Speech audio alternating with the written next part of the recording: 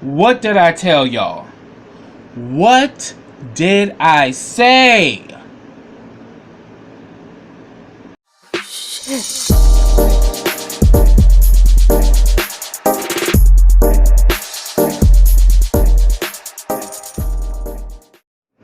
Hey, what's up, everybody? Welcome back to KRS TV. This is your boy Kenny, and this is If Loving You Is Wrong, Season 5, Episode 7, and the name of this episode is Digging Up Old Dirt. This was a really good episode, and next week is the mid-season finale, and then the following week, the Have and Have-Nots will be reappearing. And I can't wait, y'all, because this is getting juicy. I can't wait to find out what's going to go down in this finale, because this shit was crazy. Let me begin. Okay, it picks up where it left off, where Dr. Roston comes to Alex's house and gives her the DNA results, for the baby. And we can see that Alex is completely blindsided, and literally you just kind of see like she's literally been knocked off of her feet. And I'm just saying that it's clearly obvious that this baby is not Randall's. So the DNA test results was right. But then Dr. Roston tells her, have you talked to Brad about this? And she says, no, he wants a divorce. But then she reminds Alex, your lies and your secrets is what brought you here. You need to get that. And then she tells her that, look, the meeting is tomorrow at 2 with the medical board. I'm under review right now. Out of my whole career, I've never had any issues until this situation. You need to be at this board meeting to set this straight. And Alex agrees. But I'm just sitting back like, wow, boo-boo. So I'm like, lies and secrets. I wonder how many more lies and secrets Alex got in the crack of her ass that she has yet to reveal. And one of them kind of, throws us, it kind of throws us left field towards the end of this episode. But bear with me, I'm going to get to it.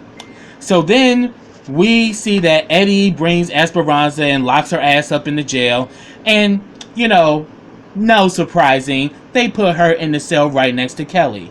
Her and Kelly go back and forth. She lets Kelly know that, that Eddie locked her up. That Eddie was the one that locked her up and shit.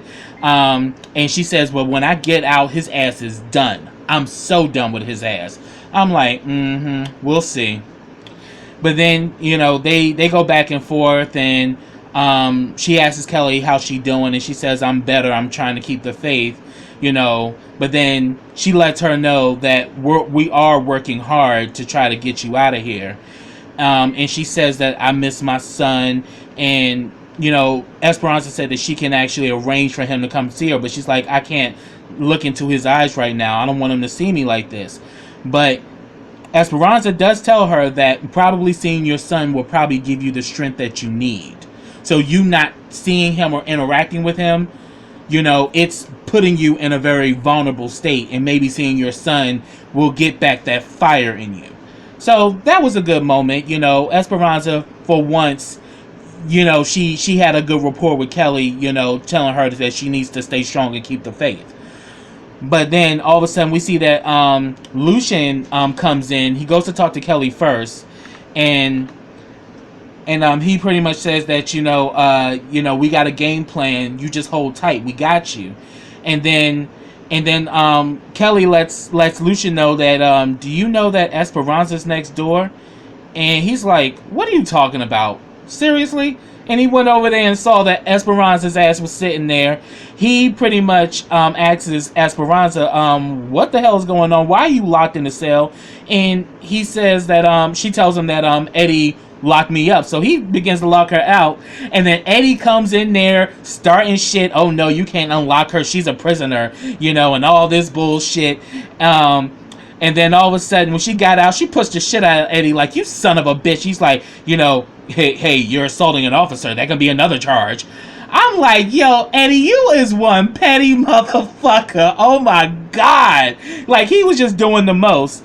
And then all of a sudden, Esperanza said that, I'm done. I'm about to go see the lawyer right now, and I'm about to end this shit. Try me. And walk the fuck away.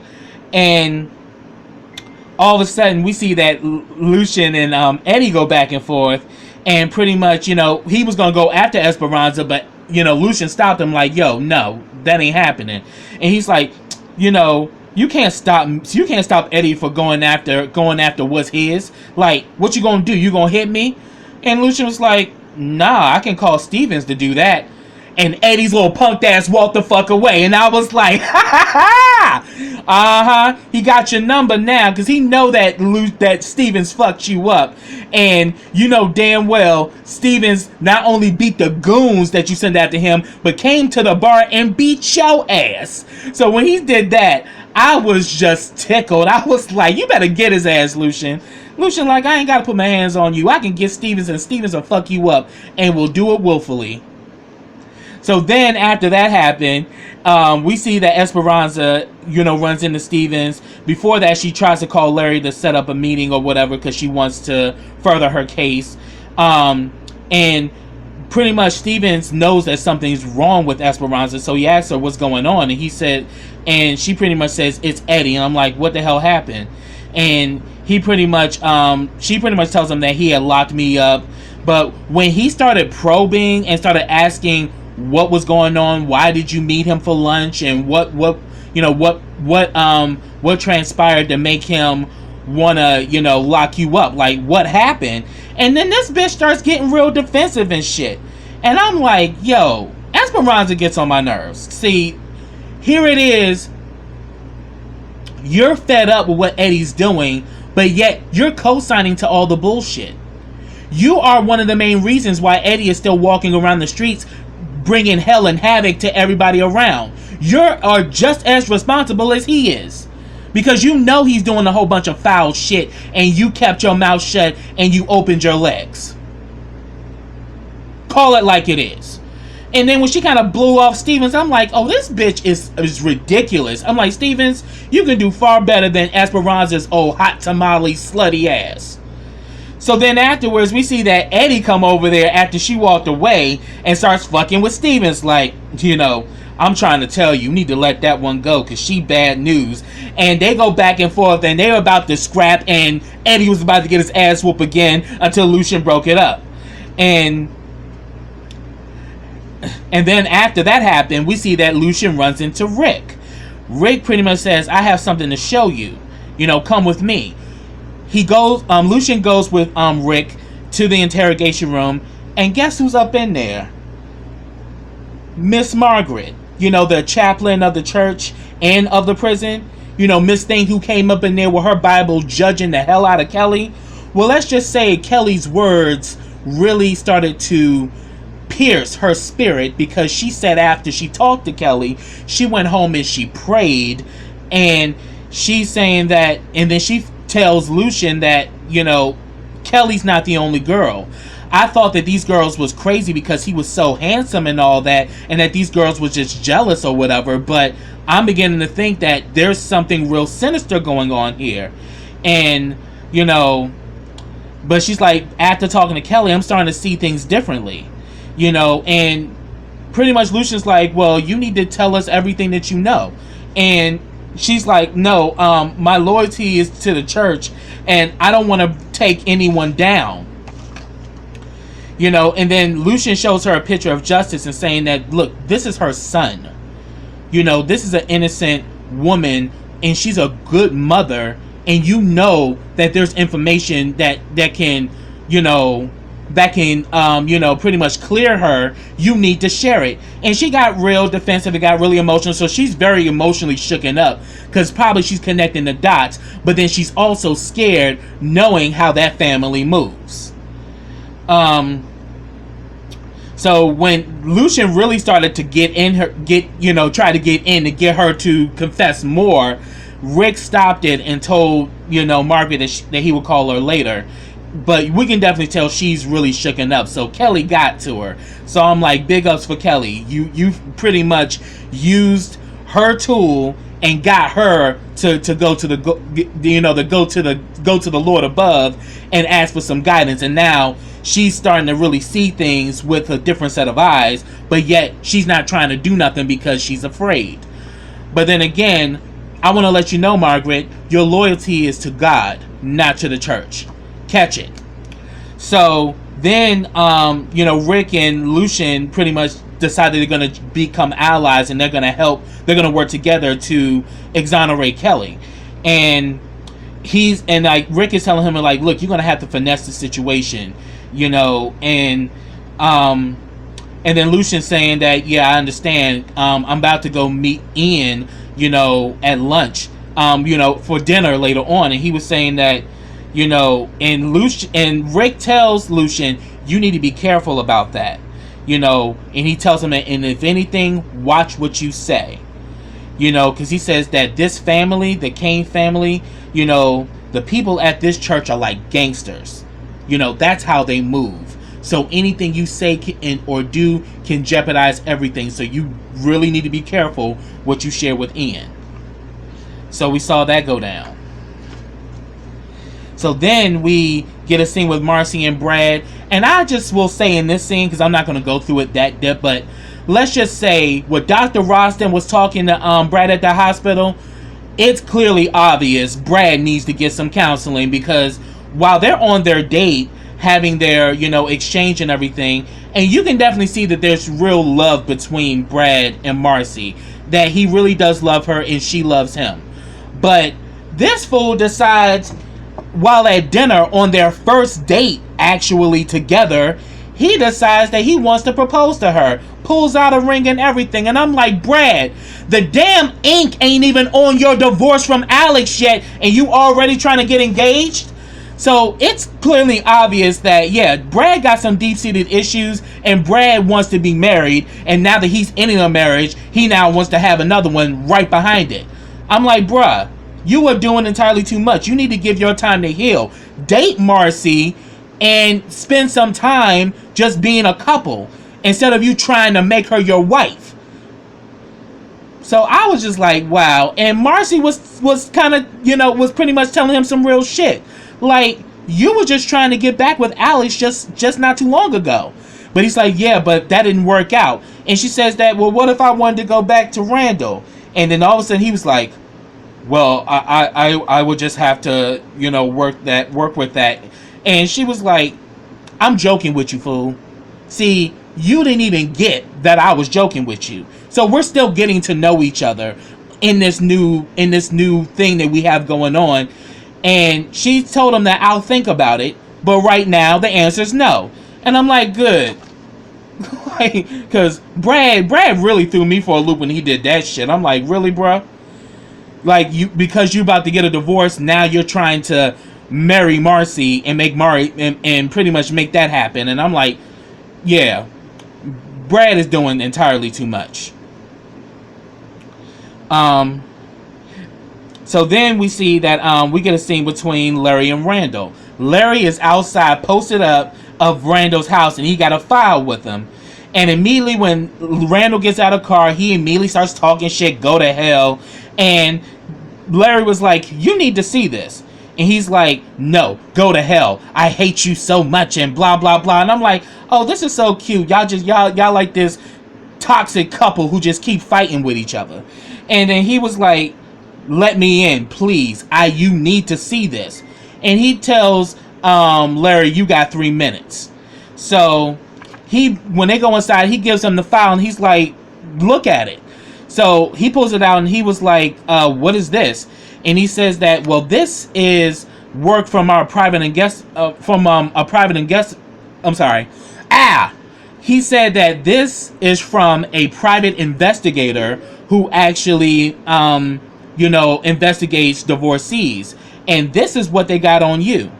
And we come to find out that dirty motherfucker Randall, aka Psycho Betty, been doing some crazy shit for a minute. And yet, he still got his career. So what comes to find out is that he worked at a hospital, and what he was doing was gaslighting his patients. He was playing mind games with them, making them think they were crazy, and made them do and say things that they should not have.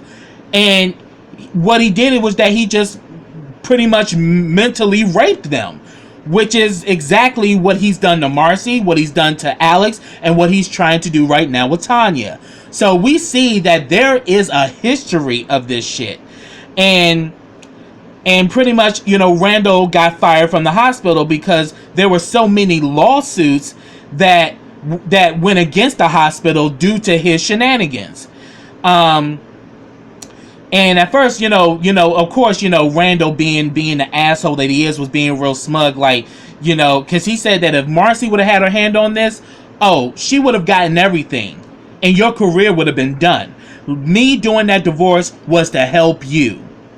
It's the best thing, because all of this could have been used in the court, and if I can get to it, any other lawyer can find this information too, because Randall was saying, well, the documents were sealed and, we settled out of court and all of this shit. He says it doesn't fucking matter.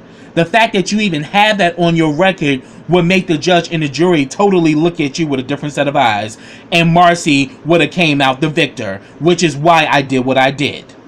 Because he lets him know that shit, if I was the attorney and I had this information, I would use this to destroy you. You wouldn't be able to testify, on any case, nor for any other defendant, nor would you be able to help, select the grand jury. So, pretty much, he lets his ass know, if I were to do this and really put this out there, this would have ruined your whole career, because you setting up, juries and, testifying, before the jury, and even representing defendants in psychological cases, that's your job. That's what's afforded you this whole lifestyle, that's your bread and butter. So I did what I did so you can continue to keep what you have. And I'm like, boo-boo, you ain't caught it, Psycho Betty, that Larry in love with your ass. But I think Randall knows it, but Randall's in denial. Randall is just so geeked up with playing mind games and just mentally fucking with people that he done lost all his marbles, because even in this scene, Randall can't even contain his damn self. He's just so angry and so worked up. And I'm like, look at Psycho Betty with her mean ass. I can't. So then he pretty much tells him to get out, but then Larry tells him, oh no, I'm gonna make me a drink, and I'm not leaving until you apologize to me, or, let me off the hook for this. And then all of a sudden, Randall, trying to be sinister, is like, keep trying me, Larry, and see what happens. And he was like, well, I'm hoping something will. I'm like, here you go with your slutty ass. Larry ready to, get it in with Randall. Probably, like they used to back in the day. So I was just like, man, Psycho Betty's a damn mess.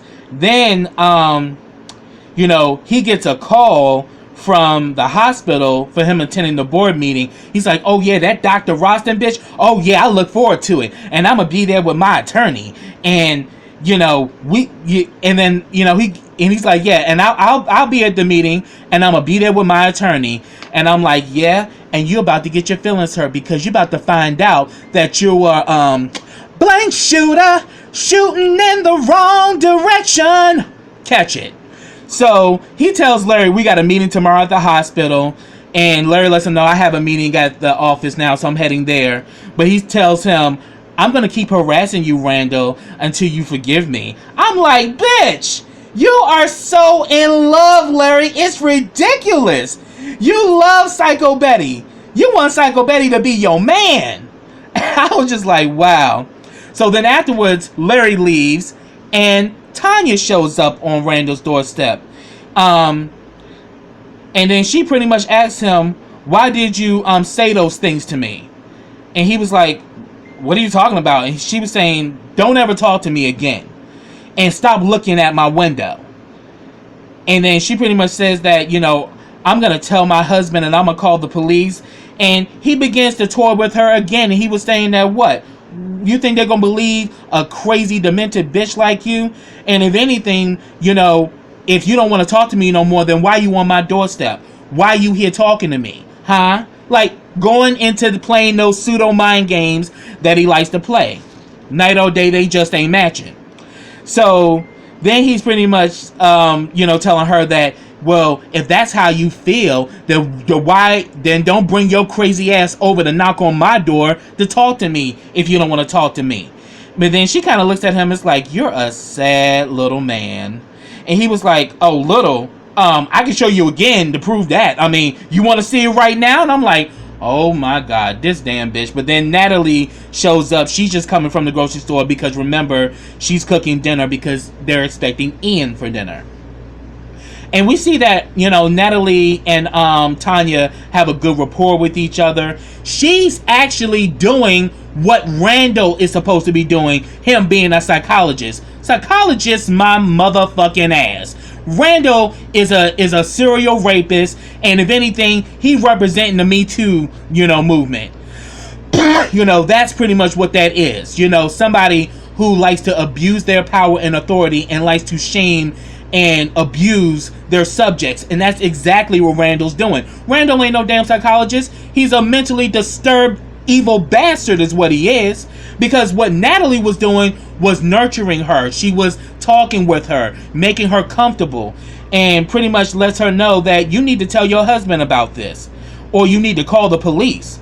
And she thanks Natalie for her help for the night before, and pretty much she was, pretty much let her know that, we got you. But then she lets her know that what happened the other night, that happened because I didn't take my medication. And Natalie was like, I completely understand, but everything's going to be all right. Just make sure you take care of yourself. Doing what a real psychologist is supposed to do. So she goes across the street, and then all of a sudden she looked, and Randall's ass is standing right in the doorway, just posed up and everything. And then all of a sudden he's like, bye, trash, talking to Natalie. And she pretty much tells him, I'm going to tell Lucian when he gets home. He's like, yeah, go ahead. Go tell Lucian then. Go tell Lucian. Do what you... I'm like, oh, you're really playing around. You obviously don't know how Lucian moves. See, when Eddie was fucking with Natalie, when he, tased her in front of their son, Lucian let a few rounds on Eddie's ass the next day when they was up in the precinct. He fucked Eddie up. And as you notice, Eddie may say some slick shit, but he don't fuck with Natalie like that no more. One thing you don't do is mess with a man's woman, and Lucian gonna protect his. So you trying to do some shit to Natalie, your ass gonna end up 6 feet under Randall fucking with Lucian. He'll kill and do whatever for that woman. So all of a sudden he starts going in on Natalie. It's like, did you walk to the grocery store? Are you serious? You walked to the grocery store? That shit's like about a mile away. We don't do that around here. You about to find out we ain't got no corner stores. We ain't got no liquor stores. We ain't got no check cashing places. And we definitely don't have no place where you can get your weave done. I was like, oh, you bitch. Psycho Betty had me rolling. I'm like, you better stop with your black Anglo-Saxon stuck-up ass. Are you serious? You got me. You had me all the way done after he did that. I'm like, keep on messing with Natalie. Lucia gonna beat that ass. Keep it up. So then we get a scene where Larry's back at the office. He hears somebody whistling and shit, and he's like, who's that? And then all of a sudden, we hear your worst nightmare. And Eddie comes in the room, and then Larry's like, my worst nightmare? More like my sweetest dream. I'm like, Larry is so damn nasty with his whole slutty ass. I can't. So then he was like, oh, so this was your plan to get back at me, Esperanza? And he was like, I don't know what you're talking about. He was like, let me let you know something. Everybody that has tried to take me down or has tried to ruin me, they all failed. And he was like, oh yeah, I'm familiar. Fellow officers, rookies. You remember that wall, Eddie's, wall of shame, where all the rookies that died in the line of work due to Eddie and his shenanigans? So he's kind of letting Eddie know, I've done homework on your ass. I know all your shit. And then he said that, but I'm just wondering, why didn't you come through earlier, Eddie? And he was like, I'm not into your fruity ass, But then he was like, oh, but you are into Joey. And I'm like, Joey? And yeah, he's talking about Natalie's son who's locked up. So I'm like, oh, so you've been getting touchy-feely with Joey while he in jail? Oh, shit. Because I'm like, we ain't heard about Joey in a minute. We knew Joey was locked up. But now we're seeing that Joey is somebody that Larry has been talking to. But not only that, he starts bringing up a lot of Eddie's old dirt. Hence the word old dirt. Because he starts talking about, and remember Pete and Andrew? Yeah, we got some mutual friends and shit. And he's like, well, what the hell were they doing here? He says, well, they're here to testify, against you. And he says that, look, right now I'm building a case against you. And trust, after I send this to the DA's office, I will be the least of your worries, because there will be more guys like me that are doing far worse that you're going to have to worry about. And then he was like, so where's Andrew? What happened to him? He's like, protective custody, baby. Like, dude, you are assaulting police officers, you asshole. Like, Eddie is such a junky motherfucker. Like, you just really don't realize that there are consequences and repercussions for your actions. So if you want to be that asshole, you can be that asshole, but don't expect nothing nice to come your way. Now, if you're okay with that, Godspeed. But obviously, you practically damn near had Pete killed. I mean, you had Pete set up. Then you fucking, shot Andrew and pretty much left him in the middle of nowhere. Like, bruh, you just don't know where the fuck they are, because they done got contact with the authorities and they hiding their asses because they're about to take you down. Because we do know that that Eddie is a special agent working with the DEA. But I'm pretty sure Larry knows this too. And then he tries to tell Larry that, look, I love this little game we got going on, but you better stop before it gets ugly. And then Larry was like, it's too late for that. And then all of a sudden he walks out, and then all of a sudden that damn Larry with his slutty ass was like, damn, don't you know you got a booty like a black girl? I'm like, what? Are you serious, Larry? With your nasty ass? But that shit tickled me, because he was just geeking like, boo-boo. You ain't gonna be ready for what I got in store for you. You really think you got it all figured out. You ain't got it figured out at all, because I'm like 2 steps ahead of your ass. And Larry got up off his ass and left, and I was like, Larry was, we can definitely tell that, Eddie got up off his ass and left, and we can definitely tell he was bothered. He definitely hit a nerve. So we saw that go down. Then we see that Rick goes to see Kelly, my bad. And this is the first time we saw Rick without his uniform. And I'm like, oh, look at you, looking like a clean cat. Oh, Ricky. I'm like, yes. But then he goes and tells Kelly that, look, I'm working on something and I need you to be strong. And then he chose to tell her that I remember when the first time you came in and you told me about Travis. And you can just tell by this rapport, he has feelings for Kelly, and it's more obvious now than ever. And he's now seeing that, because of his affiliation with Calvary, he didn't really fully believe her, but now he's seeing that the whole time she was telling the truth, because he's working on shit and finding out a whole bunch of fuck shit that's been going on at Calvary Church. And then he says that he's on his way to church or whatever, but he lets her know that I'm not going to leave you. I'm going to fight to the end. And I'm like, oh yeah, you better claim Kelly, Ricky. You better do that. You better do your thing, Rick. I ain't mad at you, player. So then we get the scene between Ian finally comes over, to Kelly and to Natalie and Lucian's house. So, Natalie is making a roast and everything. And he tells them that he's gonna represent Kelly, but then he said, but I will be breaking client privilege with the Canes, and I had to figure out a way to work around it. And then he also lets Lucian know that, yeah, we have evidence, that could actually exonerate her. Yeah, because he got proof that Travis was stalking her and that what Kelly did was an act of self-defense.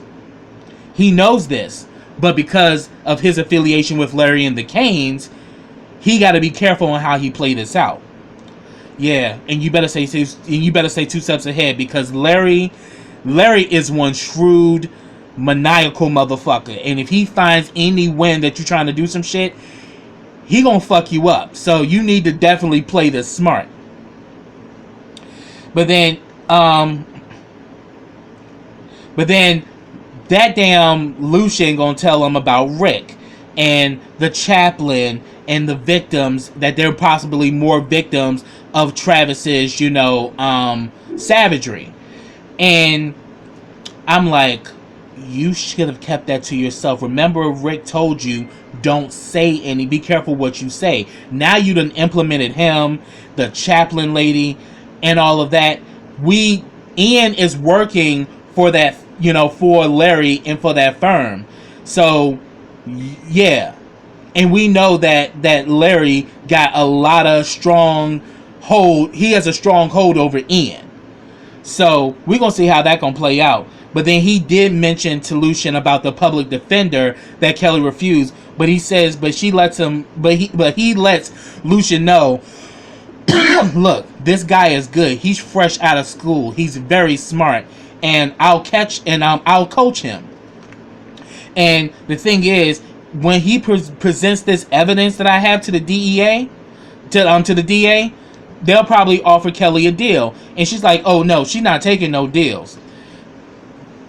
But then he lets it be known, it's election year. Remember on the last episode when Lucian was talking to the DA, he did clock the DA that, bitch, your ass up for re-election, and you want to make sure that you dot your I's and cross your T's to make sure you can still keep your office. So you gonna go along with the Kane bullshit because they got mass connections and they are a pillar in the community.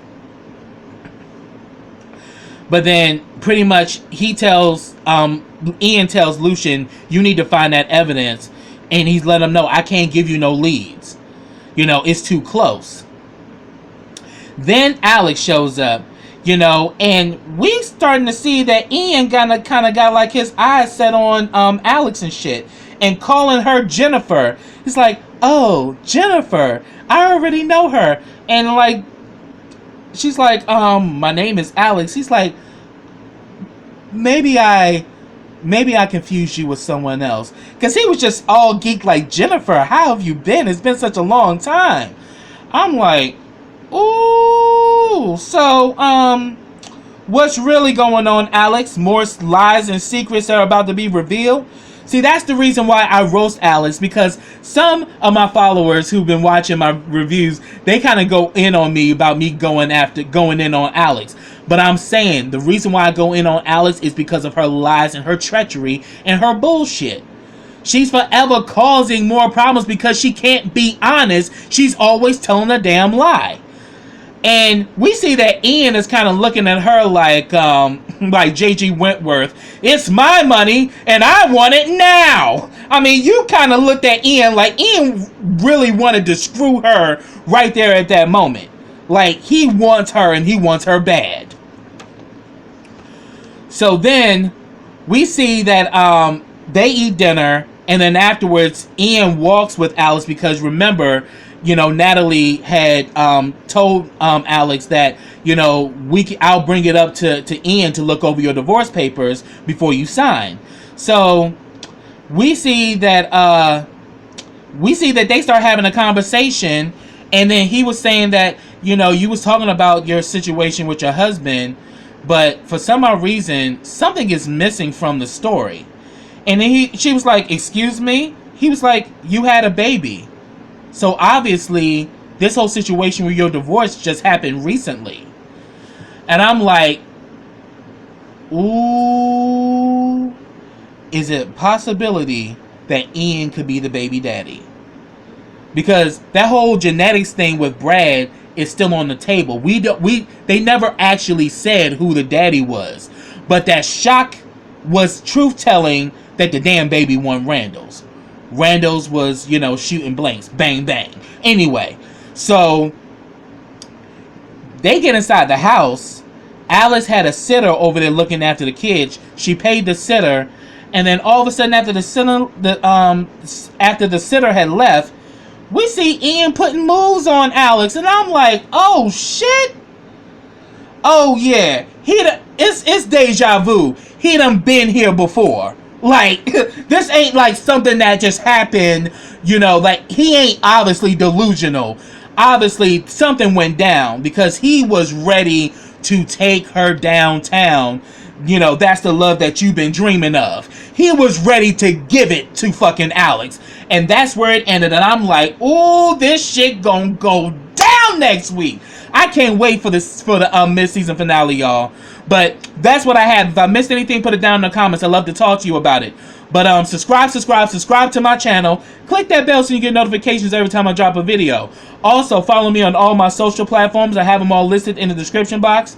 Also, like this video, comment on this video, and share this video. And I will be back with the next episode of If Loving You Is Wrong. I can't wait, y'all. I am so at the edge of my seat. So until next time, everybody, take care.